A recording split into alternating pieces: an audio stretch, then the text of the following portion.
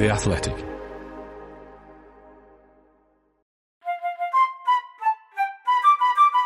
Welcome to the Tifo Football Podcast. Me again, sorry. I did speak to Joe this morning, but he came back from holiday very late last night, missed all the football, and there's also some very, very loud drilling happening outside the office in his new house, and he is not happy about it and in no fit state to record. It's me and JJ again. Hello, JJ. Hello, it's me. It is you. Yes. What did you and I talk about today? We talked about loads of stuff. We talked about Leicester, Kasper Schmeichel's punching ability and how it relates to video games. We talked about Chelsea a little bit. We talked about Frank Lampard. Now, not related to Chelsea, but what on earth he's going to do next. We did a lot of talk about how you change culture within a club. That was very interesting, that bit. I thought that was cool. Well, that's good. I'm glad you liked that because it was mostly me talking. And then we did it was a bit in Scotland and Callum Davidson, who you may have seen slide. Well, we talked about that, actually. And then we talked about Forest for a little bit. I was thinking about the Forests. And I think I did some of my cliches again. I'll tell you what, that recap, it's a high pressure moment in the podcast. Like when someone says, oh, what did we talk about today? And all of a sudden, I just can't remember. And like you're on the spot and you're trying to think of how we spent the last hour. Like I always panic when Joe does that. So I was kind of just inflicting on you. And unfortunately, you did very well with it. That was thanks, very sad. because I always have the notes open. You do indeed.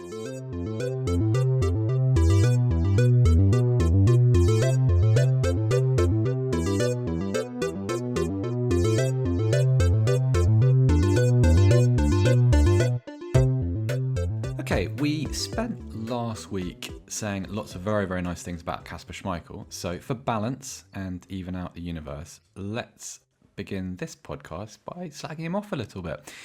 JJ, his own goal against Tottenham reminded you of what? Whenever I die in Call of Duty Warzone, and it is my fault, but I blame lag, my teammates, anything else, the game is jipping me, essentially what he's doing. He clearly punched that into his own net and then turns to look at everyone else like, Also, there's no foul. There's just no foul. There's no... absolutely. I feel like it's almost a goalkeeping specialty, though, isn't it? It's because, like, in the first instance, you have to react very, very quickly and you have to be very loud and look very angry and make a lot of gestures with your hands. And then whilst you're doing that, you've got a kind of multitask, a rationalisation of what's happened. It's difficult. It's so complicated. Like, have you able to punch that ball knowing there's loads of massive dudes in the same box as you who are really physically strong? Yeah. And some of them are going to try and block you as well. And you've got to pay attention to that. Work out if someone's next to you. You can't even be 100% sure it's the right option you're taking every single time. But you can't just flap at it. Although that would have been the best option there. But yeah, it's easier to do it in hindsight. What a shame that happens in this last game of the season. And the weird thing about this is that you say, oh, well, they spursed it in the very last part of the season. But really, you'd say it's with dropping points against Newcastle is what's ended their Champions League hopes early. It's a shame that it feels a bit down now after winning the FA Cup as well. But you can't blame Schmeichel for all that. These things happen. I felt as if... No, you can't blame Schmeichel for all that. And I thought Tottenham played quite well. More importantly, though, it seemed like from about 70 minutes on as if Leicester were just knackered. Absolutely knackered. And there was just... They never really seemed like they were going to score again. I want to talk a little bit about the second Jamie Vardy incident because I saw it live and got quite angry about it in a sort of detached, I hate the PGMOL and the referee and Mike Riley and VAR in that kind of way. And then I looked at it again just before I went to bed, just after I finished doing our pod notes. And for those who haven't seen it, so Jamie Vardy runs across Davinson Sanchez. Davinson Sanchez is running in a straight line. Doesn't alter his position or his arms in any way when Vardy comes across him. Vardy kind of sticks his hand in between his shoulder and his arm, like you would poke a stick between the spokes of a bike, like that. And then Jamie Vardy kind of throws himself over, and it's like if that had happened in professional wrestling. You'd be like, that's just great. That's just wonderful timing. Well done. Excellent choreography. Fantastic. And also, if this was a pre-VAR era, you'd say, yeah, I can understand why a referee gave a penalty for that. But to go over to this, how does that get given? Talk me down, JJ, because that is I just still don't understand this. He's so devious. He is the most weaselly of all the strikers. Jamie Vardy has done it. I mean, for seasons now, what he does is runs across the defender and throws his legs out so they catch him to bring him down. Yeah, that's a really great trick. But this one here, yeah, so that exactly as you described, it's a little bit like those videos on YouTube when like a skateboarder catches onto a car to let them take it fast and then they jump off and go really quick. Yeah. Basically what it's doing. I don't see how we can do it either. I don't think the first one's even a penalty. I don't think that contact takes him down. Yeah, I don't think that takes him down. I think he feels it and goes down. There's a few examples of this weekend. I think Richarlison was at it. There's in the Everton game. There's just a few things, a few examples of players just going down. In fact, Traore at Aston Villa went down really easily. But it's that classic example of you don't go down, you don't get the foul. But it's also because it's not a foul. Yeah, I think what perplexes me though is like you're right. Vardy has a habit of this. He's kind of this generation's Andy Johnson. Do you remember the amount of penalties he used to win at Palace, and then later at Everton? Like he has his little tactics and he has his ways of manufacturing contact and or penalties. But if you're a referee, like we hear about, we actually did a video about this on the Tifo channel. And we hear about the extensive reviews and how referees are graded. Like if you're a referee and you've given a penalty for one of these incidents, you're sitting in your review room on a Monday, and your assessor's saying, well, that's a bit shit because look what he's doing there, and you'd be like, oh yeah, okay, sorry, my bad. And then maybe a few weeks later, the next time you referee the same player, it happens again. The assessor might say to you, well, did you not remember what we talked about? Are you not watching out for this stuff? When it happens over many, many years, what's the excuse? Like, what's the excuse for not giving it necessarily? Because you can't always say, well, that's not a penalty because, this player goes to ground easily, therefore he is never fouled. I'm not suggesting that. But how do you not go over to the screen and think, oh yeah, I can see that? Because everybody in the country saw the replay and saw what happened. It's illogical in a way that really troubles me more than the result, more than conceding the goal or the penalty. It's like it's the flaw in the thinking, which I find really difficult to accept. I know what you mean. It's like if they're deciding the rules, but it doesn't reflect what everyone who plays football would. Because like if you're running and playing football and you get a little leg at you, it doesn't make you fall over. So you know when it's someone's trying to buy the foul. But then these referees are either going with a law that says, well, we have to determine what contact is, no matter if it's gonna. Like, they don't have to bring in like Newton's law or anything like that, and try and really ascertain whether this certain part of the shin is enough to make you fall down. But then that's how they're deciding it, because if there is contact there and then he's gone down, that must be what qualifies as that. It's the same thing almost as handball, and it's why.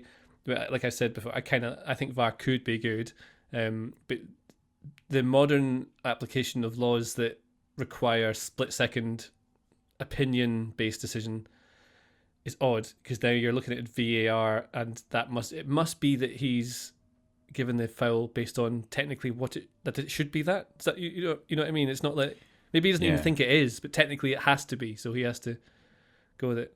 Ugh. But this is the thing. This is the problem, though, isn't it? Because we should not probably be having this conversation on Monday. Like, it shouldn't be that complicated.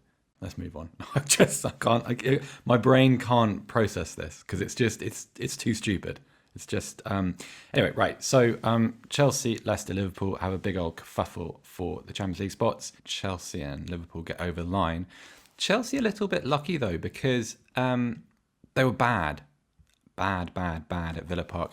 And post the event, they also came up with one of the crappiest, weakest excuses for being bad I've ever seen, which was reported breathlessly by the Daily Mail that on entering Villa Park, they were actually held up for 15 minutes because stewards who might have been clearing them a parking space were actually caught eating ice cream in capital letters.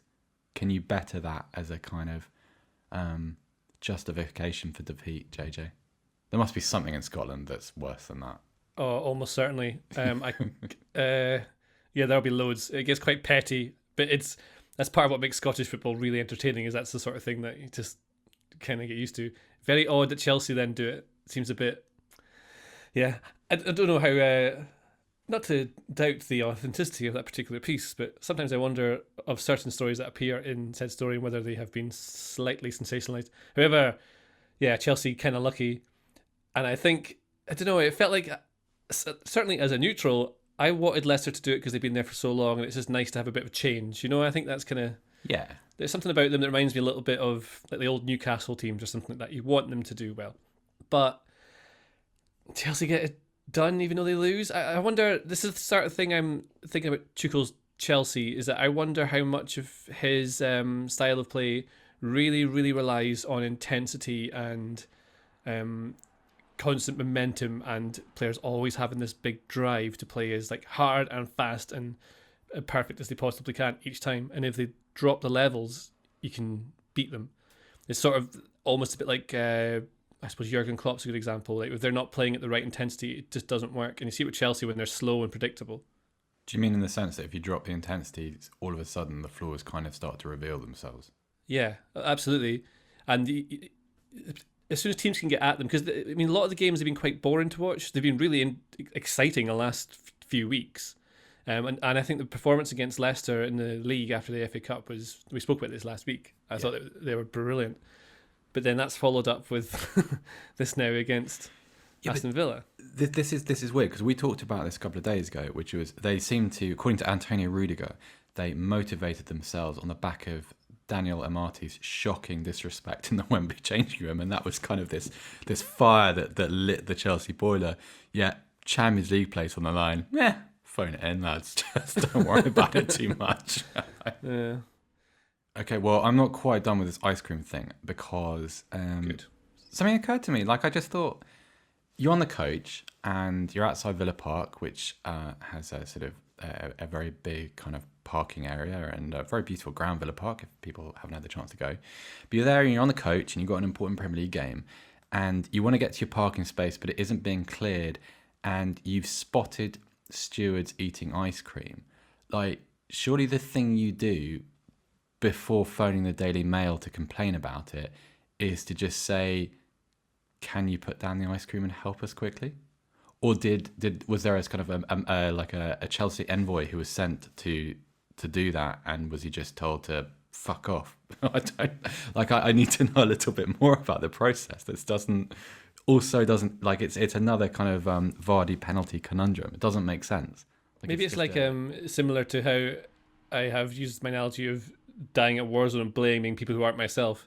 Perhaps Thomas Tuchel or whoever's at Chelsea's done this is doing the same sort of thing, where even though they've lost and it's their own fault, it's got to be the lag. Basically, they were gypped. It didn't go the way they thought it would, and so they have to find some excuses. They're sitting, on the coach on the way back, and Cesar Azpilicueta is kind of moaning about something like that, and that's the kind of reason why. Yeah, maybe. Maybe classic deflection as well, like the kind of thing that Sir Alex would do back in the day. Maybe. I feel like it needs to step up a few levels. I think there needs to be a bit more conspiracy in it. I think they're also the problem with this is that faceless stewards eating ice cream. They're quite innocent as a target. Like it's a summer's day, basically end of the season, ice cream, fine.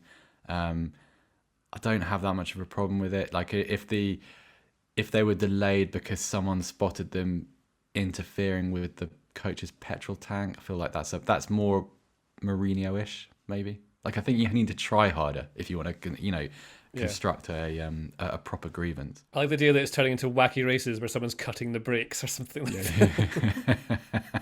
I'm not sure if that's going to happen, but no conspiracy at Man City. They absolutely battered Everton. Let's start with Everton because I'm really disappointed with Everton. Like I tweeted this out a couple of days ago. I just think there are too many good players for them to be not this bad, but this bad in this way so often. Does that make sense? Yeah. On a similar note, I think the same thing you're saying for me is that they're just really medium. Yeah. They don't have, like, they've got all, if they were in FIFA, all the players are rated like 81. There's no like 87s, do you know? And you need those to be able to get to the next level. I don't know. I often think about this because clearly Carlo Ancelotti is one of the greatest managers probably of all time. for the things Yep. he's achieved. So you can't possibly think you need to change him, No. surely.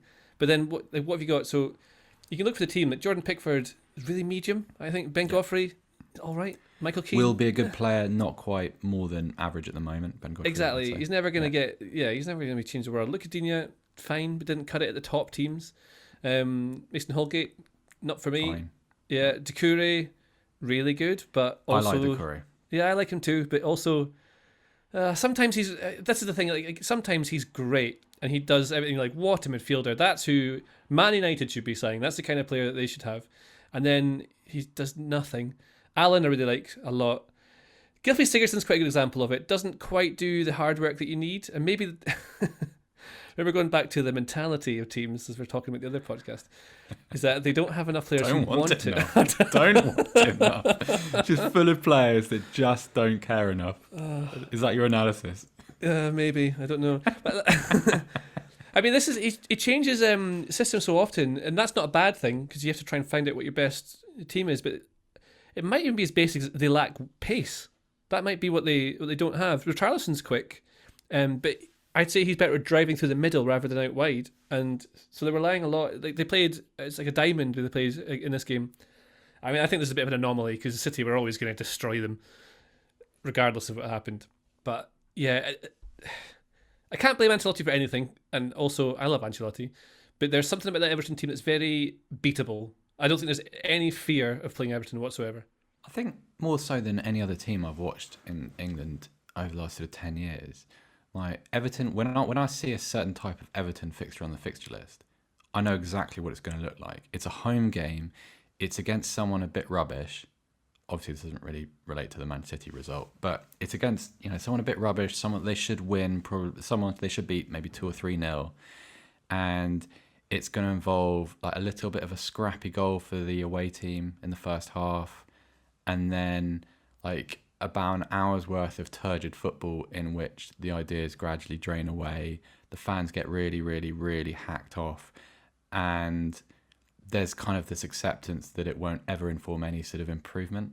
It's really weird, and I feel like that's a cross-era thing. Like I saw that with obviously Marcus Silva, Roberto Martinez had a few games like that. I really antagonised that fan base. I'm with you. Like I have to believe the problem is not with Carlo Ancelotti. Like I'm always going to side with the European Cup winner. That's Jose Mourinho. And it's the culture of the club, though, right? That's what that needs to change. But it's the culture at Everton's embedded forever. They'd never get relegated. They never will. But they're never going to win anything. And it just takes a really special manager group of players to change all that. They have the manager. They have a good team. But yet the culture is still just, this'll do. Like, that's good enough. I don't know. I wonder how you actually change culture, because I agree with you. I think there's I think it's at certain clubs, and I include Tottenham in this, I think they're still kind of there. It's kind of okay to fail.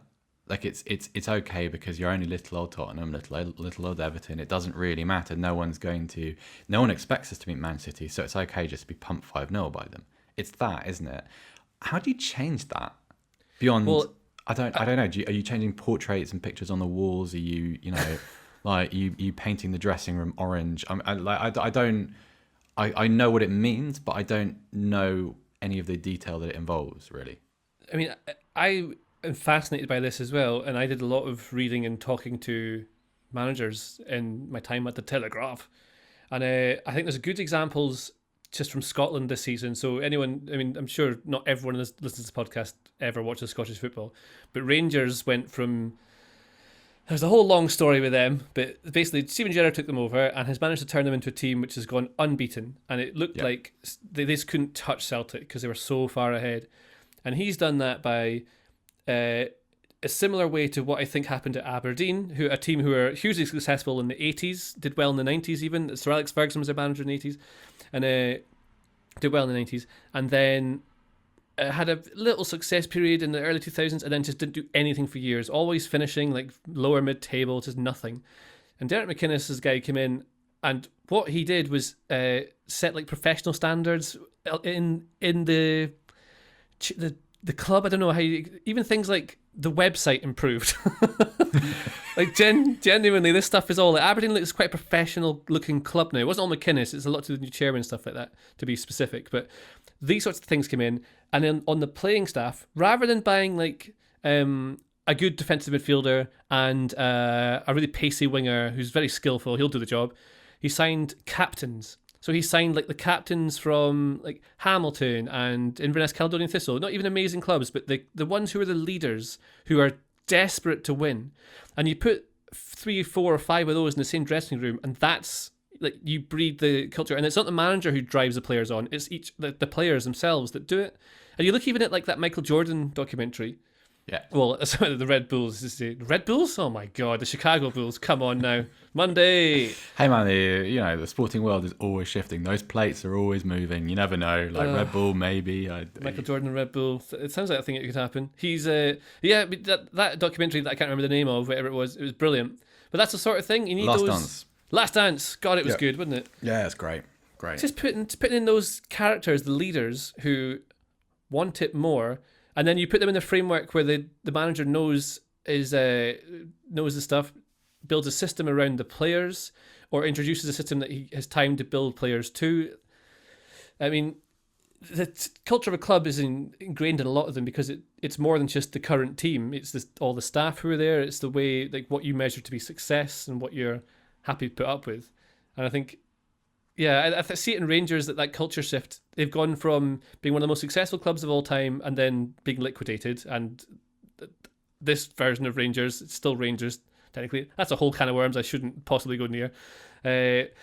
Rangers now have gone from being it's quite funny. There's a thing called referred to the banter years. It's just, there's loads of really funny things that should never have happened. The manager got fired after having an argument with some fans outside while he was standing in a bush. Just weird stuff.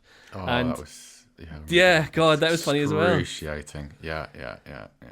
And now they're unbeaten. And that is a culture shift that has taken Steven Gerrard to recruit very wisely by buying wise players like Stephen Davis, not the best player, but so important to that kind of team. I can't name any players off my head that's really done that, but it's more of them they put in, and it's changed it.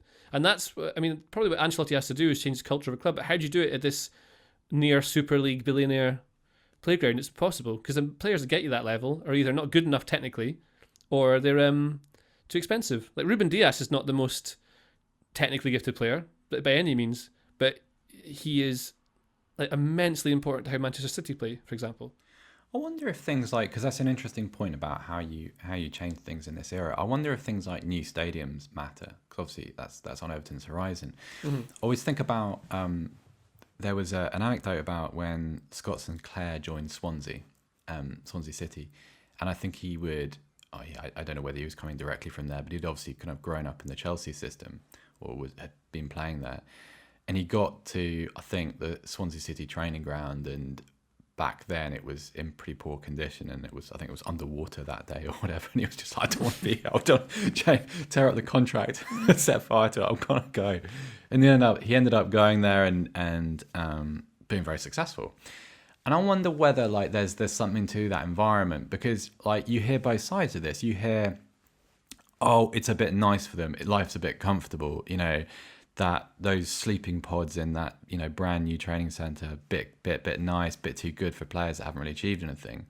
Or you hear the other version of it, which is kind of, well, if you're asking your first team to get changed in a porter cabin, like and fetch footballs from bushes or forests, then probably that's not inducive to a particularly impressive level of performance. Who's training in a forest? But no, honestly, have you seen? I think it was last season or maybe the year before. Borussia Dortmund went to a training camp in Austria, and it was in the middle of the forest. It just looked like paradise. It was all sort of drizzly and cool and fresh, and it was right in the middle of the forest. There were just big, tall trees, surrounding the pitch. And it was all secluded and great, and it just looked perfect. So it must happen. There are forests around, like in Europe and in parts of England and Scotland, probably. But it's like these are very woolly things. Like it's kind of like, fix the training ground, and then we'll be able to beat West Brom at home. Like it's just when you hear yourself say something like that, it doesn't sound very, very compelling or convincing. I think I saw it at Newcastle because they've not really updated their training ground in years. They have those ice baths, like the cryogenic chamber is a wheelie bin. Callum Wilson, welcome to the chamber. This looks an awful lot like a bin. Cubes. Yeah, Steve, this looks like a bin. No. This is the chamber. It's cutting edge technology. It's cutting edge technology. It's got an LED light on it. That's from the spokes of a bicycle. Get in the Someone's chamber. got a different colour limb, like a nice little sort of nice little lid on it. It's red, It looks impressive. It's interesting. Yeah. I didn't. You spent a bit of your weekend telling me how important it was for us to talk about Callum Davidson. Now, listeners may know Callum Davidson from a video that's going around which shows him diving and sliding through his dressing room headfirst and hitting his head on a door. JJ, why is this what? Who talk to me about Callum Davidson? Yeah. Callum Davidson, who is sadly now dead after slamming his head into that door. People who are trying to... I don't want to patronise anyone who knows an awful lot about Scottish football, but St Johnstone aren't very good at the old football.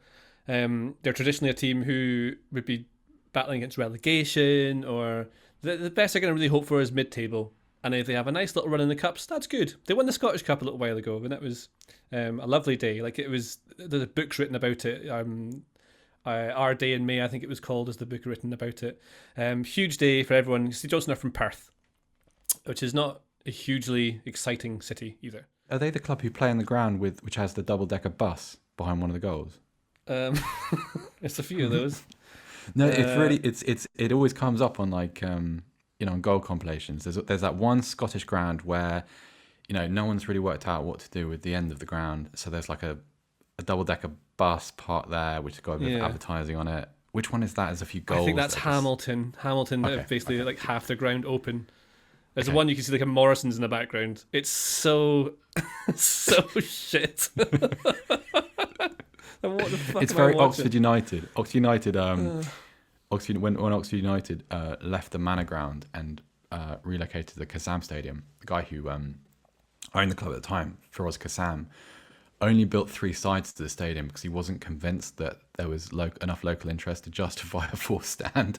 So at one end, there's just a fence, just a wooden fence at the end, car park and a bowling arena. It's so good. But like at lower leagues, it's quite funny. But when you've got like Sky Sports cameras there and the commentators referencing elite level football and Steven Gerrard's new reign, and then there's 2 lads sitting next to a bus, one's on a ladder watching over sausage roll, Yeah. Oh, it makes it magical. And that's part of the reason that makes Callum Davidson just a wonderful person to talk about just now, because he's gone from being he was a footballer decent in his day. I think he's left back for Scotland. Yeah, he did. Yeah.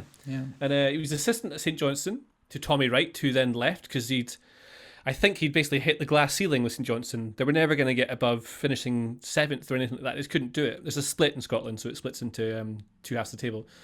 And that was kind of what happened to St Johnstone, and Davidson took over. No one knew what to expect. Didn't start very well. I don't have the numbers on top of my head, but they didn't win very many games, like the first 10 or 15. And then all of a sudden something clicked.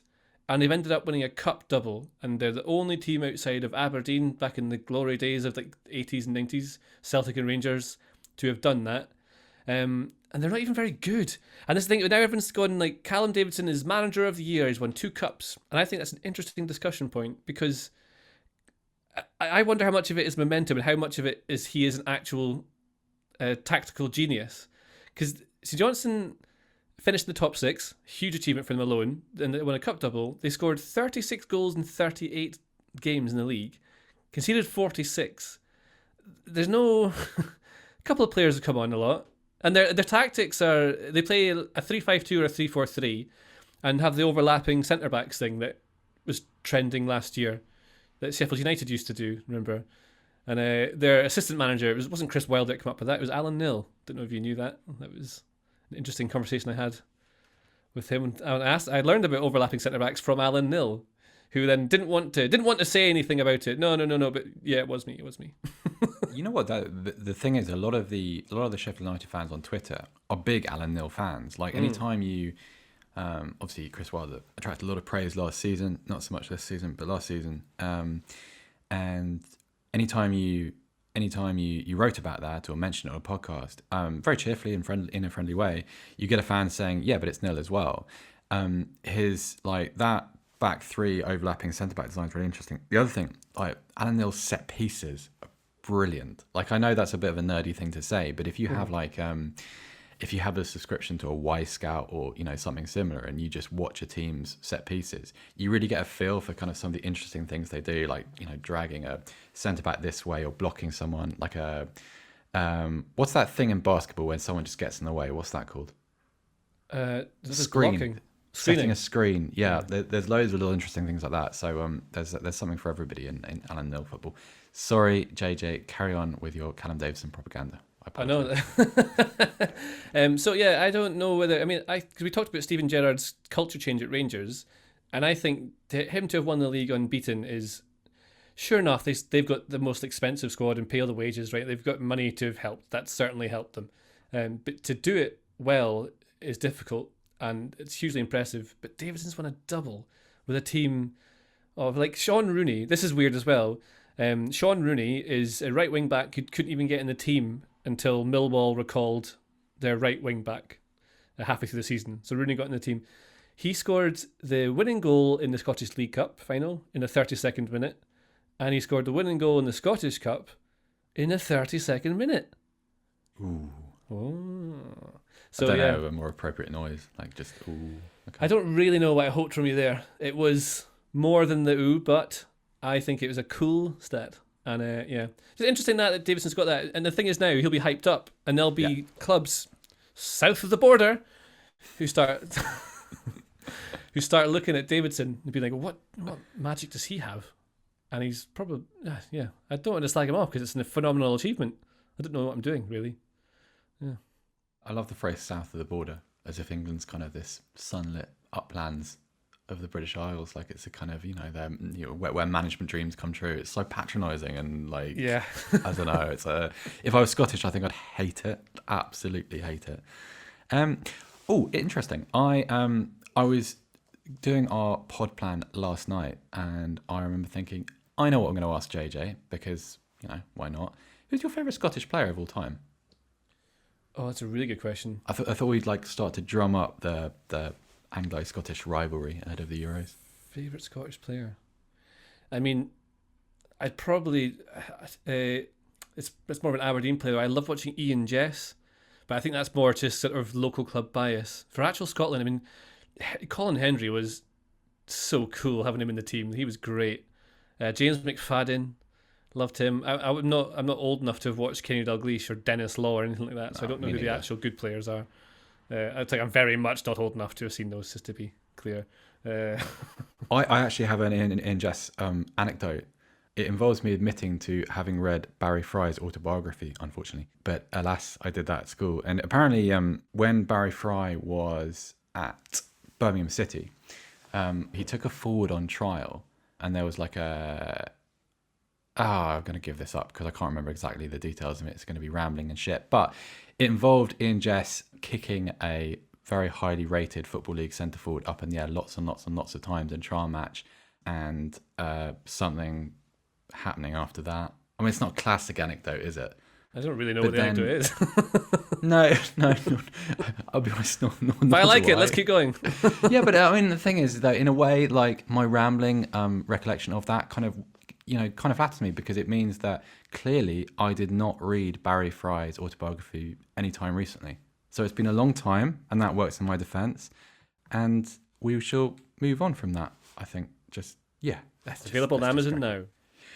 Yeah, there are good bits in it, I think. There's a really good bit about a really good chapter about a character called Stan Flashman, who, if you know who that is, that will bring a smile to your face. If you don't, find out, because he's kind of like one of those roguish characters from the depths of non-league football from a different era. It's very, very funny. This is a real person, because it very much sounds like a cartoon that has come to life or something. Yeah, he's like that kind of Rick Mail from Blackadder, but just like a distant relative. Oh man, love it. Yeah, he's not Captain Flashart, but he is Stan Flashman. But yeah, find out about him. He was a ticket tout who owned Barnet, and was just quite a funny character. one of the notes you've left here in the plan is, what next for Crystal Palace? ? Why would Frank Lampard go to West Brom or Palace? Don't care as much about West Brom today because we will handle that in another episode. Palace is a strange one because Roy Hodgson has left. He has called time on his tenure at Palace. And the last time Palace tried to make a kind of progressive move with a coaching appointment, didn't go so well. Didn't go terrifically well with Frank de Boer. What is next for them? And like, also, JJ, I don't really know what Frank Lampard is as a coach. Like, I can't make a case for him going anywhere because I still don't. Do you see what I'm getting at? He's just. I would absolutely understand. I don't think he did amazingly well at Derby, although it seems to have gone better than it has since he's left. I think at Chelsea, it's really hard to be critical of Lampard having never seen his coaching sessions or never been in the dressing room and knowing what he wants to do. But it looked like he wanted to play quick football, get the ball from back to front really, really quickly. I think I've heard him say that. He likes to be in the front foot. I think lazily we can assume he'd want to play a bit like Mourinho did with the 4-2-3-1 and trying to be compact, but also I was going to say razzle dazzle, and I'm going to stick with it. Razzle dazzle the opposition. What the hell's going on here? A weird thing Chelsea did when he had them was if they had, say, their front four of the 4-2-3-1, they'd have three or four players on the left side of the pitch of the attack, and they'd focus play all there, and they'd have one turn up randomly, kind of spaced out. So of a front three, you'd have the 1, the 2, and the striker would be sort of equally spaced, say 5 meters apart, and then you'd have the third. What the hell am I talking about? Slightly further further away. Segment, JJ. No, it's a long weekend. And he's further away. He had some tactics that didn't really make much sense. And you saw them get opened up time and time again in the counter. There was no real control, I thought, of games. And I think you need to have some of that. Callum Davidson has control. You put him in charge of Crystal Palace and they will finish 12th every year, baby. So maybe that's what you want. But Lampard, I think worse than Palace putting him in, it's more for what Lampard's going to do. Because he's not really won anything or proven that he can do any more than sort of reaching that sort of limit of where Derby and Chelsea got. Do you know what I mean? Yeah, because also there are so many caveats. The Derby team did quite well, and they had that very impressive win against Leeds in the playoff semi-final. Although that felt a lot more about Leeds than it did about them, and it depended on Mason Mount. And then in the final, They were absolutely atrocious against Villa. Really disappointing. And then Chelsea. There are impressive moments to Lampard's reign at Chelsea, but then there are just as many really ugly results and performances, and it becomes a zero-sum game. So what you're left with is just a very neutral perspective on Frank Lampard. It's very, very hard to judge him for, and also because, let's be fair, he had such a wonderful playing career and achieved so much that it's very, very difficult to step out of that shadow. But if he now goes to a club like Palace or someone who you'd never really going to win anything with, I think it probably is a big detriment to his upwards career path he wants to take, where he'd want to manage the likes of Chelsea again. So you can't really go up again. And the only real option, I think, from having that, all this sort of stuff fascinates me. Like, how come certain managers get big jobs and win trophies when, like, Marco Silva's won trophies? Is he that good? I don't know.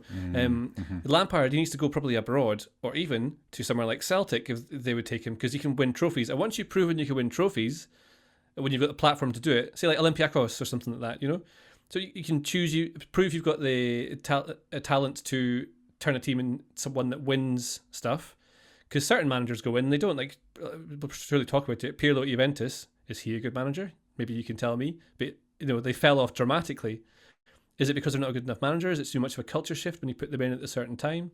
Do they need to go somewhere else to learn how to make mistakes first before you go in?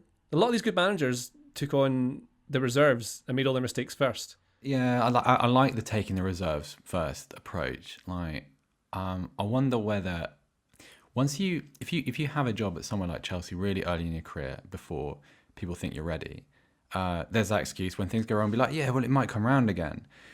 I think that's a little bit of a false economy, because I think that what ends up happening is that someone like Frank Lampard, I agree with you, I think he should go abroad. I think he should go and I don't know, a coach in the Spanish second division, or go to Belgium or something or whatever, like, and just go and be a coach where people aren't quite as interested, where you're not managing Frank Lampard's Anderlecht, you're just managing Anderlecht, and there is a big difference between those two things. Nevertheless, like, when you achieve something, there's always going to be somebody that says, yeah, but Chelsea, do you remember what happened then? And there's always going to be this kind of cloud over a reputation. Oh yeah, Solskjaer at Cardiff, same thing.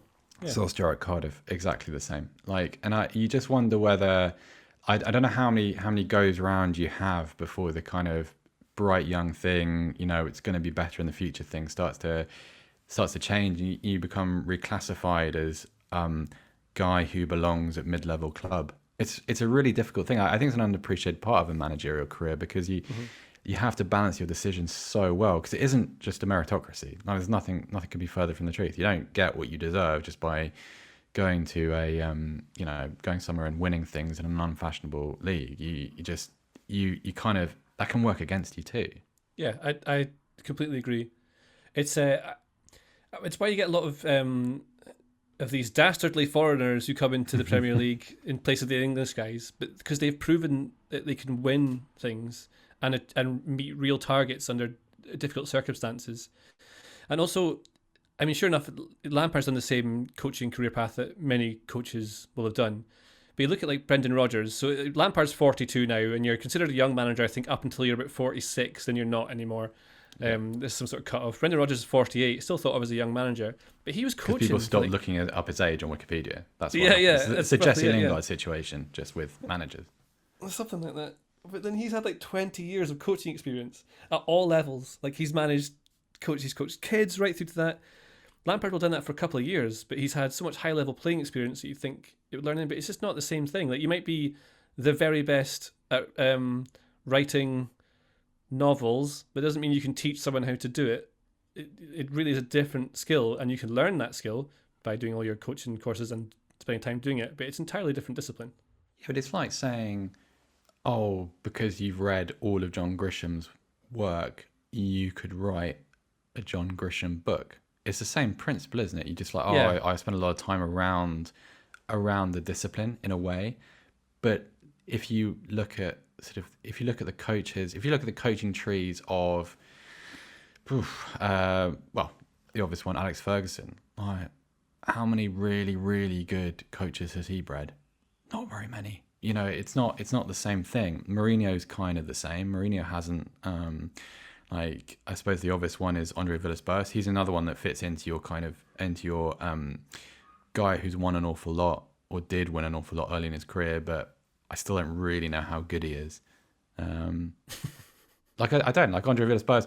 Andre Villas-Boas, I think it might have been Rory Smith on Twitter. He said he's run his managerial career along the lines of which parts of the world he wants to live in and what he wants to see. It's just like, so he's done London, Marseille, Porto, obviously.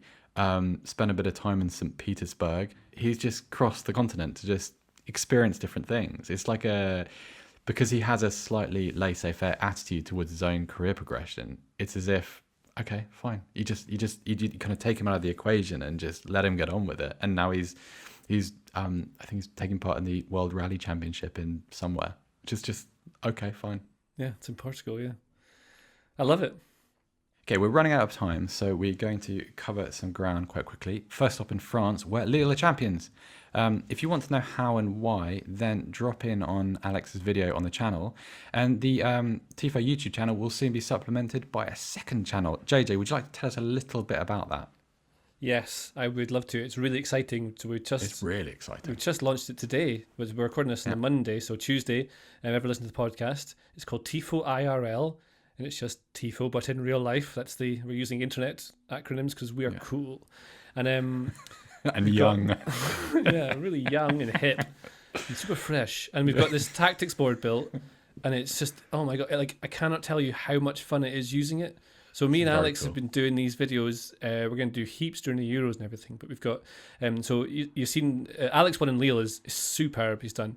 It's so detailed in all the tactics how they've worked that. I did one on, I can't remember what my first one was, but I've got one on Trent Alexander-Arnold, which has just come out. You did one on Arsenal and their attacking donut. Yeah. That was it. And then we're going to have like a Champions League preview and a Europa League preview coming out. It's just really exciting to have it, and the channel is up now and you can subscribe to it, and we'd love it if you did, because there's going to be loads of cool stuff. There's going to be loads of cool stuff, particularly during the Euros. It's going to be a really, really exciting time. We hope you enjoy it. And the little thing was great. We talked about them quite a lot over the last few weeks. Want to highlight Jonathan David's performance, because he played really, really well against Angers on Sunday night, and he kind of provided the cutting edge that they didn't have the week before. Made a good run for the penalty, took his goal really nicely. Really, I don't know if you saw this. It was a really strange moment. So basically, this was Coach Christophe Galtier's first league championship. He won a League Cup about 10 years ago, but it's his first league success. And he's off to Nice, apparently. The Here We Go guy is reporting that. But it's really strange because this story seemed to leak over the weekend. So Lille played on... they played their decisive game at 9:00 European time on Sunday night. And this story was around from around Saturday lunchtime. It's like, why would you leak this, Nice? Like, you've got probably a one-off fixture that's going to be... I'll be very surprised. Hopefully they do, but I'd be very surprised if Lille are able to repeat the success in in the future. So you've got a coach who's leaving, and you've got a story out there about his leaving hours before a game like that. That's a terrible job from somebody. But does it not just scream to you of sabotage? Someone mischievous at PSG saying, "Yeah, you know what? He's off to." It's like the do you remember the first series of Friday Night Lights, where they go to the national title game, and the night before, when they're in the hotel in Dallas, there's a story that comes out because the coach is leaving them, and all these young players feel terribly betrayed, and there's a crisis, and will they play one more game for him? And it's very much that, and yeah, very, very strange one. In Italy, don't care about any of that, because Juventus managed to get into the Champions League and ruin everything for everybody. Well done, Napoli, for not beating Verona. I hope you're proud of yourself. You just never get what you want in football, do you? Like, the thing that when the football universe works out that you've kind of cottoned on to a desire, and you're kind of living vicariously through something, it just snatches it away. That's football. Like, if you're a fan of Real Madrid, probably not, but like for most of us, that's the existence, isn't it? Hope. No, that. Yeah, and it drags you in. It's like one of those, what do you call them? What's the machines in a pub? A puggy. What do they call them? What do you call the buttons? Fruit machine. Yeah. There we go. This has been a tough Monday. But it's like a fruit machine, and then you keep trying again and again, but there's no real way to ever get what you truly want. Sometimes it'll give you it, and it'll make you think it'll do it again, but it won't. If you just put in another pound coin, or give it another season, or invest yourself a little bit more, then eventually you'll get something in return, and it'll make you feel happy. But it never, ever does. That is a really good moment to finish the podcast. And then a nice sort of cheerful ellipsis for a Monday morning. JJ, thank you very, very much. Thank you. I think we can mention that Atletico Madrid won the league, but then we're done now. Yeah, they did. And congratulations to them. There's a little bit of a hidden moment in that before we do go. So everyone will have seen it, because this will only release on a Tuesday, so I'm sure lots of people will have covered this already. But if you watch the second Atletico goal, when Luis Suarez is running in, if you watch it from the angle behind the goal and keep your eyes on Marcus Llorente, because he does that thing where like one of your teammates runs through on goal and he's got like 50 yards to go, and you think, I'm not going to catch him, so I'm just going to stand here and shout encouragement. And he does that. It's great. You can see him going, go on, Luis, go on. Yeah, have a look out for that. And we will talk to you again on Friday.